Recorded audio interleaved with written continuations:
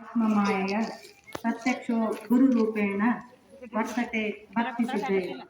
ಪ್ರಥಮದಲ್ಲಿ ಶ್ರೀ ಮಳೆಮಲ್ಲೇಶ್ವರನನ್ನು ಎನ್ನ ಹೃದಯ ಮಂದಿರದಲ್ಲಿ ಸ್ಮರಿಸಿಕೊಳ್ಳುತ್ತಾ ನಮ್ಮ ಸಂಸ್ಥೆಯ ಅಧ್ಯಕ್ಷರಾಗಿರ್ತಕ್ಕಂಥ ಹಾಗೂ ಈ ಕಾರ್ಯಕ್ರಮದ ದಿವ್ಯ ಸಾನ್ನಿಧ್ಯವನ್ನು ವಹಿಸಿರ್ತಕ್ಕಂಥ ಶ್ರೀ ಚಟಸ್ಥಲ ಭೂಮಿ ಮಲ್ಲಿಕಾರ್ಜುನ ಶಿವಾಚಾರ್ಯರ ಪಾದ ಕಮಲಗಳಿಗೆ ಪಡಮಟ್ಟು ಈ ಒಂದು ಕಾರ್ಯಕ್ರಮದ ದಿವ್ಯ ಅಧ್ಯಕ್ಷತೆಯನ್ನು ವಹಿಸಿರ್ತಕ್ಕಂಥ ಶ್ರೀ KB ದನ್ನೂರ್ ಅವರೇ ಹಾಗೂ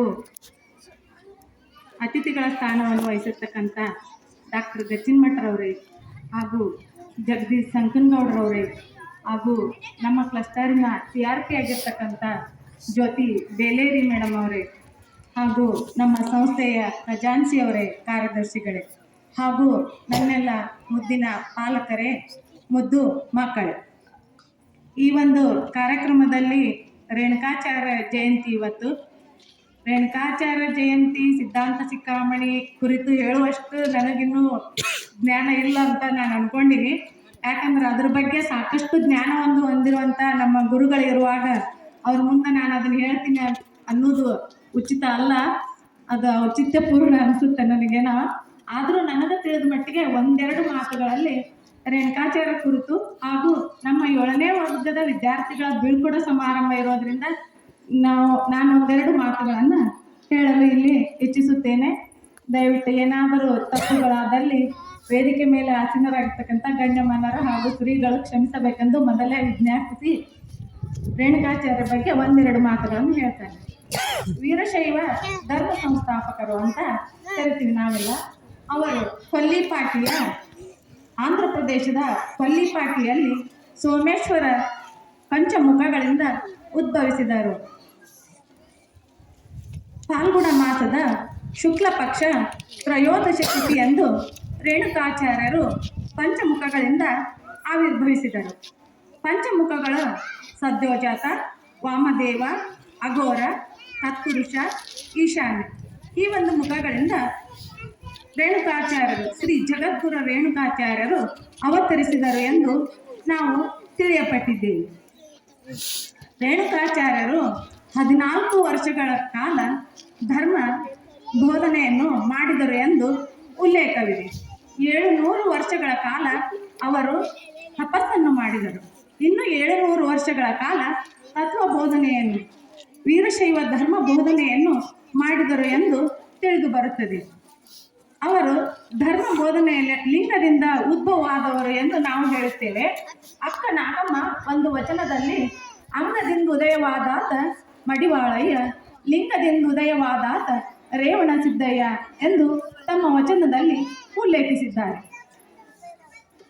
ರೇಣುಕಾಚಾರ್ಯರು ತಮ್ಮ ಹಲವಾರು ಪವಾಡಗಳನ್ನು ಈ ಒಂದು ಭೂಲೋಕದಲ್ಲಿ ವೀರಶೈವ ಧರ್ಮ ಬೋಧನೆಯ ಮೂಲಕ ತೋರಿಸಿ ಹೋಗಿದ್ದಾರೆ.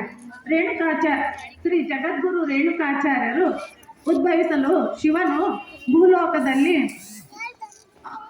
ಭೂಲೋಕದಲ್ಲಿ ಅಧರ್ಮ ಅಸತ್ಯ ತಾಂಡವವಾಡುವುದನ್ನು ಧರ್ಮ ರಕ್ಷಣೆ ಮಾಡುವುದಕ್ಕಾಗಿ ತನ್ನ ಮನೋ ಇಚ್ಛೆಯಂತೆ ಜ್ಯೋತಿಯಾಗಿ ನಾನೇ ಭೂಲೋಕದಲ್ಲಿ ಅವತರಿಸಿ ಧರ್ಮ ಬೋಧನೆಯನ್ನು ಮಾಡಿ ಧರ್ಮ ರಕ್ಷಣೆ ಹಾಗೂ ಜನರ ರಕ್ಷಣೆಯನ್ನು ಮಾಡಬೇಕೆಂದು ಮನೋ ಇಚ್ಛೆಯಂತೆ ಲೋಕದ ಜ್ಯೋತಿಯಾಗಿ ಭೂಲೋಕಕ್ಕೆ ಬಂದರು. ಅವರು ಹಲವಾರು ಲೀಲೆಗಳನ್ನು ತೋರಿ ಮಾನವ ಧರ್ಮ ಸನಾತನವಾದದ್ದು, ಮಾನವ ಕುಲದ ಏಳಿಗೆಗಾಗಿ ಶ್ರಮಿಸಿದರು. ಒಂದೇ ಮಾತಿನಲ್ಲಿ ಹೇಳುವುದಾದರೆ ನಾವೊಂದು ಶ್ಲೋಕ ಹೇಳ್ತೀವಿ ಎಲ್ಲರೂ, ಮಾನವ ಧರ್ಮಕ್ಕೆ ಜಯವಾಗಲಿ ಅಂತ. ಇಲ್ಲಿ ಯಾವುದೇ ಜಾತಿ ಭೇದ ಏನೂ ಇಲ್ಲ. ನಾವು ಈಗೆಲ್ಲ ಏನು ಮಾಡ್ತೀವಿ, ಜಾತಿ ಭೇದಕ್ಕಾಗಿ ಬಡ್ದಾಡ್ತಿದ್ವಿ. ಅವಾಗಿನಿಂದಲೂ ಕೂಡ ಅವರು ಜಾತಿಯನ್ನು ಹೊಡೆತೋಡಿಸಲು ಒಂದೇ ಒಂದು ವಾಕ್ಯವನ್ನು, ಯಾವುದೂ ಇಲ್ಲ, ಮಾನವ ಧರ್ಮ ಮನುಕುಲದ ಏಳಿಗೆಯ ಒಂದು ಮಂತ್ರವನ್ನು ಹೇಳಿ ಹೋಗಿದ್ದಾರೆ. ಅದನ್ನೇ ಕೂಡ ಈಗ ಪೀಠಗಳು ಕೂಡ ನಮ್ಮ ಒಂದು ಈ ಜಗತ್ತಿನಲ್ಲಿ ಸಾರುತ್ತಿವೆ. ಆ ಒಂದು ಜಾತಿ ಭೇದವನ್ನು ಅಳಿಸುವ ಮಾನವ ಕುಲಕ್ಕೆ ಜಯವಾಗಲಿ ಎನ್ನುವ, ಮಾನವ ಧರ್ಮಕ್ಕೆ ಜಯವಾಗಲಿ ಎನ್ನುವ ಘೋಷಣೆ ಸದಾ ಶಾಶ್ವತವಾಗಿ ಉಳಿದಿದೆ. ಇನ್ನು ಪಂಚಪೀಠಗಳು ಅಂತ ಹೇಳಿದ್ವಿ. ಪಂಚಮುಖಗಳಿಂದ ಆವಿರ್ಭವಿಸಿದ್ದು ಅಂತ ಹೇಳಿದ್ವಲ್ಲ, ಆ ಮುಖಗಳನ್ನೇ ನಾವು ಪೀಠಗಳಾಗಿ ತಿಳಿದಿದ್ದೇವೆ. ಪೀಠಗಳೆಂದರೆ ಮೊದಲನೇದಾಗಿ ಶ್ರೀಮದ್ ರಂಭಾಪುರಿ, ಶ್ರೀಮದ್ ಉಜ್ಜಯಿನಿ, ಶ್ರೀಮದ್ ಕೇದಾರ, ಶ್ರೀಮದ್ ಶ್ರೀಶೈಲ ಹಾಗೂ ಶ್ರೀಮದ್ ಕಾಶಿ ಪೀಠಗಳು. ಈ ಪೀಠಗಳಲ್ಲಿ ಜ್ಞಾನದ ಬೋಧನೆ ಸದಾ ನಡೆಯುತ್ತಿದೆ. ಈ ಒಂದು ಪೀಠಗಳು ತಮ್ಮ ಸಿದ್ಧಾಂತಗಳನ್ನು ಒಳಗೊಂಡಿವೆ. ಆ ತತ್ವ ಸಿದ್ಧಾಂತಗಳ ಮೇಲೆ ಸ್ಥಾಪಿತಗೊಂಡಿವೆ. ಆ ತತ್ವ ಸಿದ್ಧಾಂತಗಳೆಂದರೆ ರಂಭಾಪುರಿ ಪೀಠದ್ದು ವೀರಪೀಠ, ವೀರ ಸಿದ್ಧಾಂತ ರಂಭಾಪುರಿ ಪೀಠದ್ದು.